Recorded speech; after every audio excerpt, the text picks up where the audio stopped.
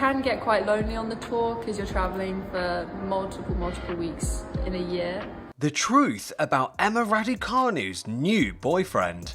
Ever hear the phrase, love means nothing to a tennis player? Well, it might be time to challenge that.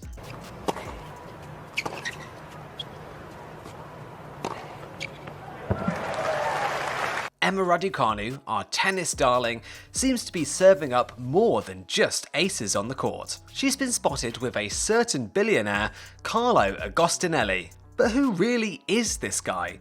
And is he a match for our Grand Slam queen? Dive in as we uncover the truth behind the headlines and dig deep into this budding romance. But first, medieval literature hides an intriguing connection between baby Jesus and which modern sport? Share your answers to our trivia question below.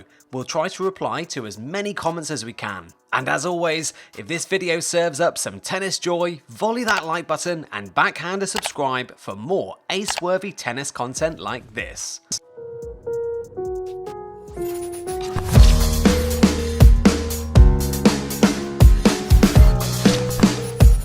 London's Mayfair is the kind of place where celebrities and big shots hang out, probably munching on gold flake sandwiches or something. Oswald's, the city's most luxurious club, is the place to be. On one buzzing Friday night, among the big names and even some royal peeps, Princess Beatrice and Edoardo Mapelli Mosey, in walks Emma Raducanu, and she wasn't alone. Right next to her was Carlo Agostinelli. Now, Emma was sparkling like a disco ball in her shiny green dress, but Carlo?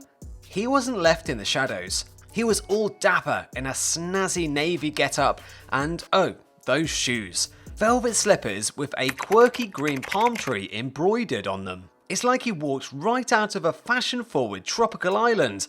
Those shoes weren't just footwear, they were foot flair. But we are now faced with one burning question. Just who is this mysterious gentleman? Carlo Agostinelli isn't just some random guy who's good at picking shoes.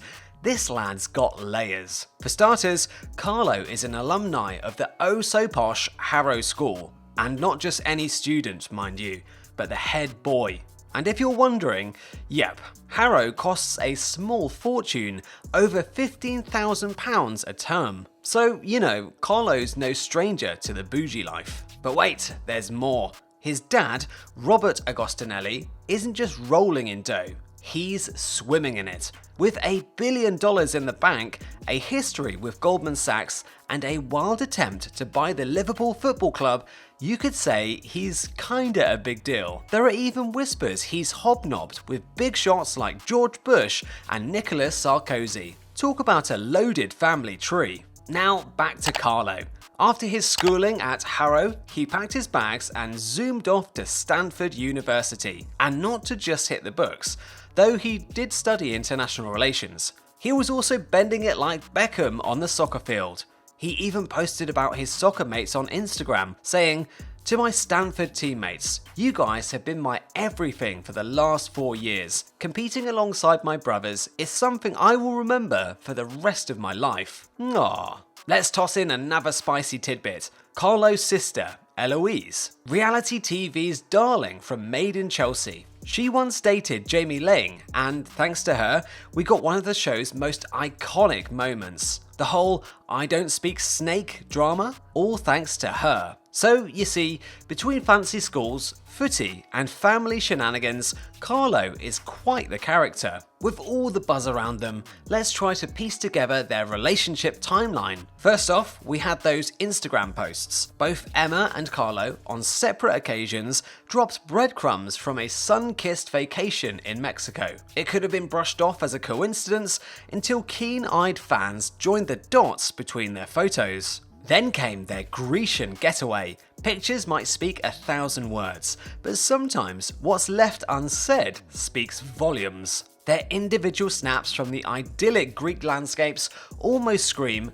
couples retreat. And a subtle yet telling sign? Carlo's red heart emoji comment under one of Emma's posts. Now let's play a game of connect the dots. First dot, Dior. that brand that celebs go gaga over. Who's pulling some big strings at Dior? That'd be Carlo's mum, Matilda Favier-Meyer. She's basically the head of PR at Dior Couture, dealing with celebrities and their wild requests. She's also from Paris, which is like the capital of fancy stuff. Next dot. Remember when Emma rocked up at a Dior event in Mexico City? Yep, she was the star attraction, shining brighter than a brand new penny as Dior's global ambassador. And guess what?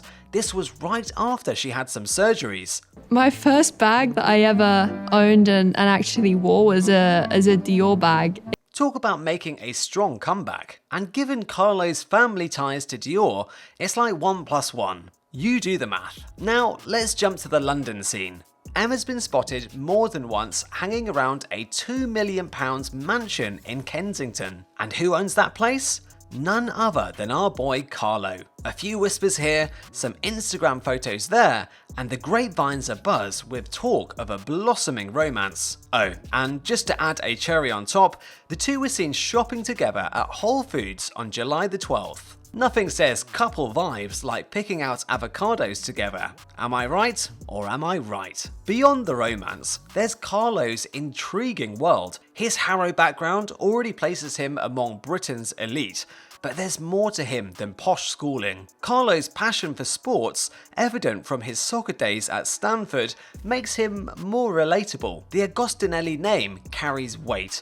From the attempted acquisition of a renowned football club to associations with global brands like Dior, it's evident they wield influence. And let's not forget Carlo's sister, Eloise, a reality TV personality, adding another layer to this tale. So, are Emma and Carlo just two ships passing in the night, or is there more to their story? The signs, the sightings, the social media teases all point to something. But until we hear it from the horse's mouth, all we can do is speculate. One thing's for certain though, whether they're painting the town red or just enjoying shared moments, all eyes will be on Emma Raducanu and Carlo Agostinelli. Now let's circle back to our trivia question.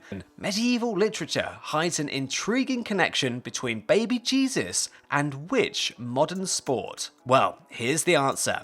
Tennis. Now let me explain. Tennis, often thought of as a newer sport, has deep historical roots that can be traced back to the literature of the Middle Ages. One notable mention is in the Second Shepherd's Play from around 1500. In this play, shepherds present gifts to the baby Jesus, and among these gifts is a tennis ball. This might symbolize the future importance of the sport or highlight the recreational activities of the time. The connection between tennis and historical literature doesn't stop there. In the Turk and Gawain, a famed tale from the King Arthur legends, Sir Gawain, a well-known knight, is seen playing tennis, but he's not competing against other knights. Instead, he faces a team of 17 giants in a game of tennis. These stories emphasize tennis's long-standing cultural significance and its presence in historical writings. And that, my friends, is game, set, and match for this episode of Glam Slam Tennis. Don't forget to subscribe to our channel and hit the notification bell so you never miss a moment of the action and what we have in store. Until next time, stay fabulous and ace those serves.